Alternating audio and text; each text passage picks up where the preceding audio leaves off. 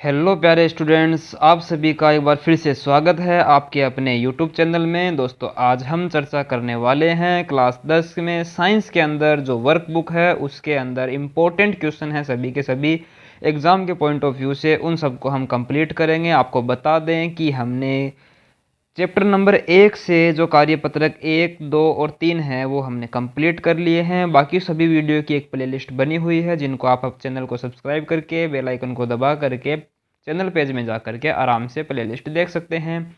आज हम बात करेंगे चैप्टर नंबर 2 के अंदर जो अम्ल, क्षारक एवं लवण है, जिसके लिए कार्यपत्रक 4, 5 और 6 इनकी हम चर्चा करेंगे। आइए चलते हैं बिना किसी देरी के, फटाफट से हम कार्यपत्रक 4 की चर्चा कर लेते हैं। देखो, कार्यपत्रक 4 है वो अम्ल, क्षार और लवण के बारे में है। प्रश्न नंबर 1 की बात करें, नींबू के पानी में होता है अम्ल होता है, अब कौन सा होता है? तो वहाँ पर होगा सीट्रिक अम्ल। देखिए दोस्तों, आपको फिर से मैं बताना चाहूँगा एक बार कि यहाँ पर जो भी आंसर मिलेंगे वो ऑथेंटिक मिलेंगे। अगर किसी भी आंसर में मतभेद है किसी क्वेश्चन में, तो उसका एकदम रिसर्च करने के बाद में ही यहाँ पर आंसर लिखा जाता है। तो एकदम से निश्चित रहें, सही और सटीक आंसर आपको यहाँ पर मिलने वाले हैं। बात करें प्रश्न नंबर 2 की, तो अच्छा एक चीज़ और बता दूं, टार्टरिक अम्ल इमली में मिलता है। हाइड्रोक्लोरिक अम्ल है ये अपना जठर रस पेट में मिलता है। लैक्टिक अम्ल ये है दही के अंदर पाया जाता है। एक ही क्वेश्चन में कई सारी बातें आपकी हो गई, बाकी इसका सही आंसर हो जाएगा ब वाला। बात करते हैं प्रश्न नंबर 2 की, अम्ल व क्षारक में अंतर बताइए। तो हम दो अंतर बता देते हैं। अम्ल वे होते हैं जो स्वाद में खट्टे होते हैं। अम्ल नीले लिटमस को लाल कर देते हैं। इसके लिए ट्रिक आपको पता ही है, नील, ठीक है। और इस ये जो क्षार की बात करें तो क्षार स्वाद में कड़वे होते हैं। क्षार जो होते हैं वो लाल लिटमस को नीला कर देते हैं, छाल नी, ठीक है, इससे याद रख लेना। बात करते हैं प्रश्न नंबर 3 की, हमारे पाचन तंत्र में अमाशय में कौन सा अम्ल स्त्रावित होता है? अभी अभी तो मैंने बताया है, हाइड्रोक्लोरिक अम्ल। बात करते हैं प्रश्न नंबर 4, हाइड्रोनियम आयन का सूत्र लिखो। तो हाइड्रोनियम आयन ये होता है जब H2O के अंदर H प्लस आयन जुड़ता है तो यह H3O प्लस बनाता है, इसको ही हम हाइड्रोनियम आयन बोलते हैं। बात करें प्रश्न नंबर 5 की, तो हाइड्रोजन आयन की सांद्रता व पीएच के मध्य क्या संबंध है? हाइड्रोजन आयन की सांद्रता और पीएच के मध्य संबंध का मतलब यहाँ पर ऐसा नहीं कि इसके मामा का, फूफा का, बुआ का लड़का, ऐसा नहीं होता। पीएच का मतलब संबंध का मतलब होता है कोई सूत्र। तो सूत्र अपने पास में हो जाएगा, P H is equal to minus log आधार में ये 10 बोला जाता है। तो P H is equal to minus log आधार 10 ब्रैकेट में H प्लस आयन की सांद्रता। अर्थात इसको हम लैंग्वेज में लिखना चाहें तो विलयन में हाइड्रोजन की आयन की सांद्रता बढ़ने पर पीएच मान कम होता है। अगर मैं उल्टा बोलना चाहूँ तो विलयन में हाइड्रोजन आयन की सांद्रता घटने पर पीएच मान बढ़ता है, ऐसे भी बोल सकते हो। बात करते हैं प्रश्न नंबर 7 की, तो अम्लीय वर्षा क्यों होती है पूछा गया है। इसका जवाब हो जाएगा, वायुमंडल में उपस्थित अम्लीय गैसें हैं जैसे कि कार्बन डाइऑक्साइड, नाइट्रोजन डाइऑक्साइड और एक सल्फर डाइऑक्साइड, ऐसी गैसें हैं।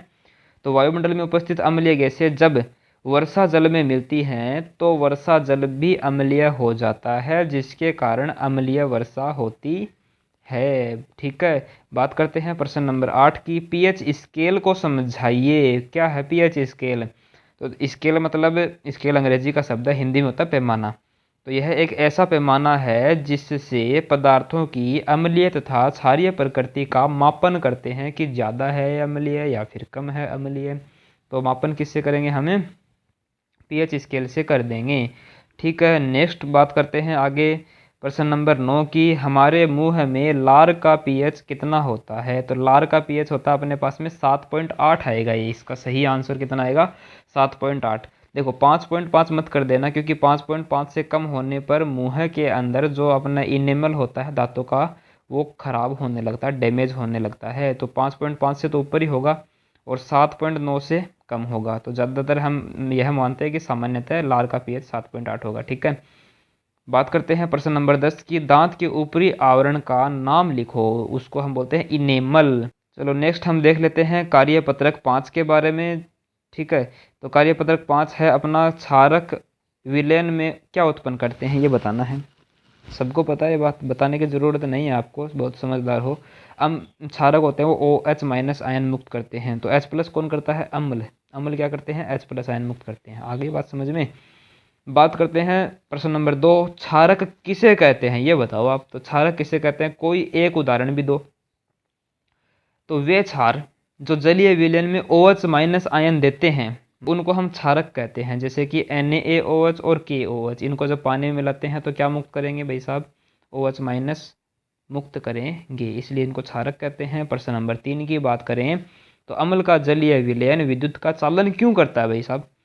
उत्तर हो जाएगा इसका कि अम्ल के जलीय विलयन में H+ आयन उपस्थित होते हैं, अभी थोड़ी देर पहले बताया, और विलयन में इन आयनों की गति के कारण अम्ल का जलीय विलयन विद्युत का चालन करता है। विद्युत का चालन मैं आपको बता दूं 2 तरीके से हो सकता है, या तो इलेक्ट्रॉनों की गति से या फिर आयनों की गति हो रही है तो इलेक्ट्रॉन तो इसमें है नहीं, यहाँ पर है आयन, और आयनों की अगर गति हो रही है तो उसमें विद्युत धारा का चालन भी हो रहा है। प्रश्न नंबर 4 बोल रहा है कि प्रबल अम्ल और दुर्बल अम्ल में अंतर बताओ। देखो, प्रबल अम्ल वे होते हैं जो वे अम्ल जो जलीय विलयन में आसानी से आयनित हो जाते हैं, मतलब जल्दी से पानी में घोलते ही H+ आयन दे देते हैं, अम्ल H+ ही देंगे साहब, और जल्दी से दे देते हैं, उनको हम प्रबल अम्ल कह देंगे। दुर्बल अम्ल किसको कहेंगे, इसका उल्टा हो जाएगा, वे अम्ल जो जलीय विलयन में आसानी से आयनित नहीं होते हैं उन्हें दुर्बल अम्ल कहते हैं। मतलब H+ आयन देंगे तो सही, लेकिन बड़ी मुश्किल से देंगे, ठीक है। प्रश्न नंबर 5 की बात करें तो मिलान pH के आधार पर करना है। पहले मेरी बात सुनो, प्रबल क्षारक जो होगा ना उसका pH मान 7 से ज़्यादा होगा, ठीक है, 7 से ज़्यादा होगा। प्रबल अम्ल का pH मान है वो 7 से बहुत कम होता है। बात करें प्रबल अम्ल और प्रबल क्षारक के बीच की बात करनी है अपने को, या तो प्रबल अम्ल हो या फिर प्रबल क्षारक हो, तो उसका pH मान इक्वल टू 7 के pH के लगभग होगा, इसको आपको मिलाना है इससे। प्रश्न नंबर 6 की बात करें, मधुमक्खी के काटने पर जलन वाले स्थान पर दर्द का अनुभव कौन से अम्ल के कारण होता है। तो भाई मधुमक्खी काटती है तो उनके डंक में मिलता है फार्मिक अम्ल, इसके कारण होता है, ठीक है। प्रश्न नंबर 7 की अगर हम बात करें तो देखो, बेकिंग सोडा का रासायनिक सूत्र लिखो। बेकिंग सोडा को हम खाने का सोडा भी कहते हैं, और खाने का सोडा का रासायनिक सूत्र होता है NaHCO3, और इसका नाम बोलना चाहें तो हो जाएगा सोडियम हाइड्रोजन कार्बोनेट, ठीक है। बड़ी अच्छी बात बताइए। चलो नेक्स्ट क्वेश्चन देखते हैं। आप सस्ता केक पसंद करते हैं, इसके लिए कुक कौन सा रसायन काम में लेता है, नाम लिखो। तो ये जो बेकिंग सोडा है ना, इसी का उपयोग खस्ता, पकोड़े और केक आदि बनाने में किया जाता है। नेक्स्ट क्वेश्चन की हम बात करें तो बोल रहा है क्वेश्चन नंबर 9, विरंजक चूर्ण का रासायनिक सूत्र और उसका उपयोग लिखो, ठीक है। तो विरंजक चूर्ण का रासायनिक सूत्र होता है कैल्शियम ऑक्सी क्लोराइड CaOCl2, और इसका उपयोग हो जाता है कागज उद्योग या फिर कपड़ा उद्योग में, कागज या कपड़ा उद्योग में। जल के शुद्धिकरण में इसका उपयोग होता है विरंजन कार्य हेतु। विरंजन का मतलब समझे, मतलब रंग उड़ाने वाला कार्य करने हेतु। जो लीलग्रह समुदाय के लोग होते हैं वो विरंजन के लिए विरंजक चूर्ण का उपयोग करते हैं, कपड़ों का रंग उड़ाने के लिए, ठीक है। नेक्स्ट देख लेते हैं हम कार्यपत्रक 6 के बारे में। प्रश्न नंबर 1 है, सांद्र अम्ल में जल मिलाने से मिश्रण बाहर आने का क्या कारण है। अगर अम्ल में जल मिलाएंगे तो वो मिश्रण है ना बाहर आ जाएगा उबल उबल के, क्योंकि उसमें उष्मा मुक्त हो रही है, उष्मा के कारण वो उबल रहा है और बाहर आ रहा है, ठीक है। ऑप्शन नंबर बी अपना सही आंसर हो जाएगा। बात करें प्रश्न नंबर 2 की, दूध से दही जमने पर pH के मान में क्या परिवर्तन, खट्टा हो जाएगा, और खट्टा हो जाएगा तो वो 6 से कम हो जाएगा। वैसे दूध का pH 6 के आसपास होता है, तो pH कम हो जाएगा। प्रश्न नंबर 3, क्लोर क्षार प्रक्रिया की व्याख्या करो। देखो, क्लोर क्षार प्रक्रिया क्या है, नमक के जलीय विलयन का विद्युत अपघटन करवाने पर एनोड पर क्लोरीन गैस और कैथोड पर सोडियम हाइड्रोक्साइड जो कि एक क्षार है प्राप्त होता है। इस प्रक्रिया को क्लोर क्षार प्रक्रिया कहते हैं, क्योंकि एक तो क्लोरीन गैस और एक क्षार मिल रहा है इसलिए, ठीक है। बात करते हैं प्रश्न नंबर 4 की, जल के स्थायी कठोरता हटाने के लिए काम में आने वाले यौगिक का नाम और सूत्र लिखो। नाम तो हो जाएगा उसका सोडियम कार्बोनेट डेकाहाइड्रेट, जिसको हम वाशिंग सोडा बोलते हैं। सूत्र हो जाएगा Na2CO3 sodium carbonate 10H2O 10H2O decahydrate, ठीक है। बात करते हैं प्रश्न नंबर 5 की, तो कॉपर सल्फेट का नीला रंग किसकी उपस्थिति को दर्शाता है। कॉपर सल्फेट में क्रिस्टलन जल उपस्थित होता है, तो क्रिस्टलन जल की उपस्थिति को दर्शाता है।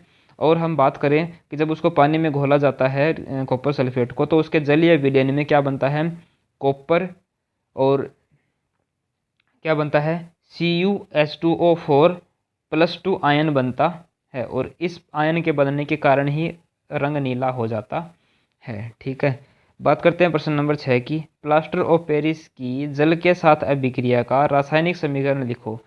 तो देखो ये है आपका प्लास्टर ऑफ पेरिस, कौन सा, ये वाला प्लास्टर ऑफ पेरिस है, CaSO4.2H2। इसकी जल के साथ में अभिक्रिया करवाएंगे तो जिप्सम प्राप्त होगा, कैल्शियम सल्फेट डाइहाइड्रेट।